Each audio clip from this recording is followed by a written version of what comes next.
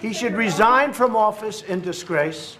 And frankly, they should look at him for treason because he is making up the words of the President of the United States. Not only words, but the meaning. And it's a disgrace. It should not be allowed to happen. Well, the whistleblower was very inaccurate. The whistleblower started this whole thing by writing a report on the conversation I had with the President of Ukraine. And the conversation was perfect. It couldn't have been nicer. I saw Rick Scott. I saw many of the senators talking about it, many of the congressmen talking about it. Not a thing wrong. Unless you heard the Adam Schiff version where he made up my conversation. He actually made it up. It should be criminal. It should be treasonous. He made it up, every word of it, made up, and read to Congress as though I said it. And I'll tell you what, he should be forced to resign from Congress. Adam Schiff, he's a lowlife. He should be forced to resign. He took a perfect conversation, realized he couldn't read it to Congress because it was perfect. It was a very nice conversation. I knew many people were on the phone. Not only were many people on the phone, we had stenographers on the phone taking it down word for word. He took that conversation, which was perfect. He said, I can't read this. So he made up a conversation and he reported it and said it to Congress and to the American people. And it was horrible what he said. And that was supposed to be coming from me, but it was all fabricated. He should resign from office in disgrace. And frankly, they should look at him for treason because he is making up the words of the President of the United States. Not only words, but the meaning. And it's a disgrace. It should not be allowed to happen. But your own DNI said the call transcript was consistent with the complaint. So should... No, he didn't say that. You have to take a look. No, he did not say that. And in fact, if you look at what he said, he found everything to be very normal. He's a good man, and Joe, and he found it to be very normal.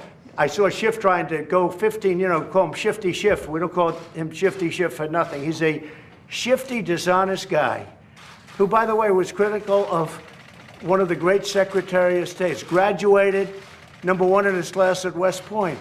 Graduated one of the top in his class at Harvard Law School. The most honorable person, Mike Pompeo. And this guy was negative on Mike Pompeo. He can't, there's an expression, he couldn't carry his blank strap. I won't say it because they'll say it was so terrible to say. But that guy couldn't carry his blank strap. You understand that? So you're dealing with bad people. And I watched over the last few days, and I watched some of these other countries build up. And we built up more than anyone because of me. But no help from the Democrats. They're a disaster. Do nothing Democrats. They don't do any work. All they want to do is try and win the election in 2020. So they come up with this impeachment nonsense, and everyone knows. The conversation, all based on one phone call that I had, where I'm talking to the President of Ukraine. You'll hear from our ambassadors. You'll hear from some of the folks that know all about the call, why the call was set up, and everything else. It's perfect. The call was perfect. I learned nothing from Adam Schiff. I think he's a maniac. What would you want to learn if you testified? I think Adam Schiff is a deranged human being. I think he grew up with a complex for lots of reasons that are obvious. I think he's a very sick man.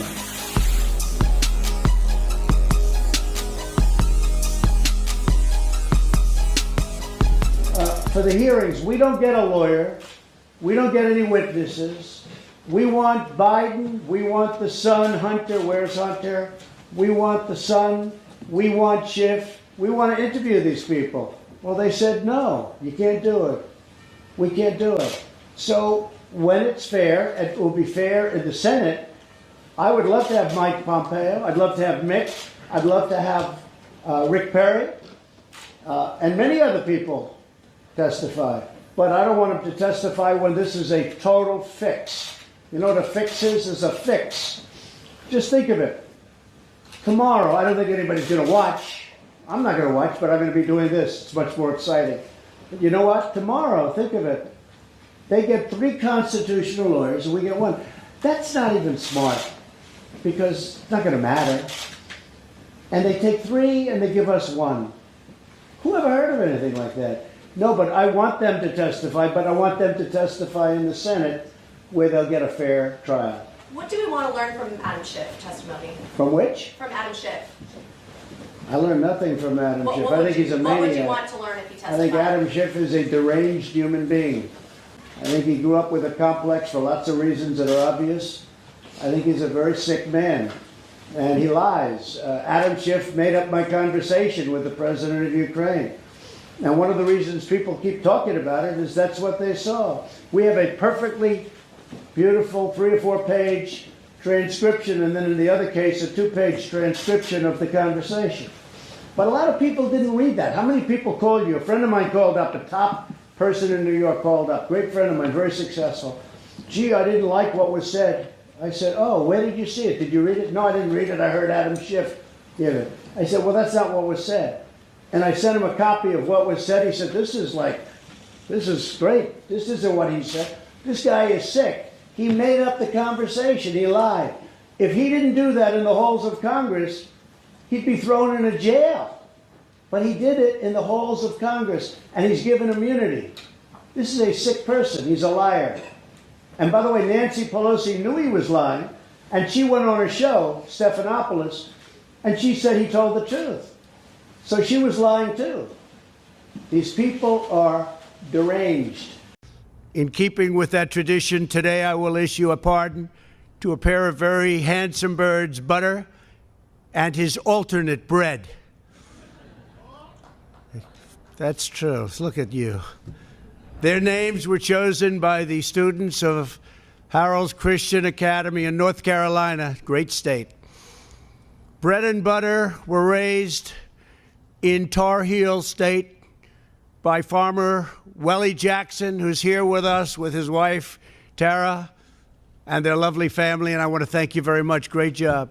Great job. Thank you very much. Thankfully, Bread and Butter have been specially raised by the Jacksons to remain calm under any condition, which will be very important because they've already received subpoenas to appear in Adam Schiff's basement on Thursday. Hundreds of people have. It seems the Democrats are accusing me of being too soft on turkey. But Bread and Butter, I should note that unlike previous witnesses, you and I have actually met. It's very unusual. Very unusual. In any event, I expect this pardon will be a very popular one with the media. After all, turkeys are closely related to vultures. I don't know if I like that line, but there is a little truth to it. But today, after the birds will retire to Gobbler's Rest at Virginia Tech, great college, where they will be cared for and enjoy a terrific life. This Thanksgiving, we bow our heads in gratitude for the newfound prosperity and spirit that's taking place all across America. The country has never been more successful. Our military has been rebuilt. We captured the #1 terrorist in the world and killed the #1 terrorist in the world, al-Baghdadi. And I want to thank our military because there's nothing like our military. I want to thank Almighty God for the shedding His grace on our nation. Our nation is special, and we especially send our love to members of the United States Armed Forces serving all over the world. We're forever thankful for those who wear our nation's uniform and the families who support them. The families are so important. They could never be the same without those great families. Because of their selfless service, millions of our fellow Americans are celebrating another wonderful Thanksgiving in safety and in peace. And just a very special country, a very special place, the Rose Garden at the White House. If you're looking back here, that's the Oval Office. Some of you haven't been here before, but every time we walk onto the grounds of the White House, we realize how special it is. So now we reach the moment Bread and Butter have been waiting for so patiently, their presidential pardons. Melania and I wish all Americans a very happy and blessed Thanksgiving. We love you all.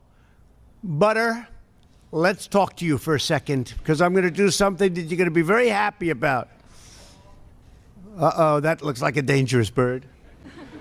It just escaped.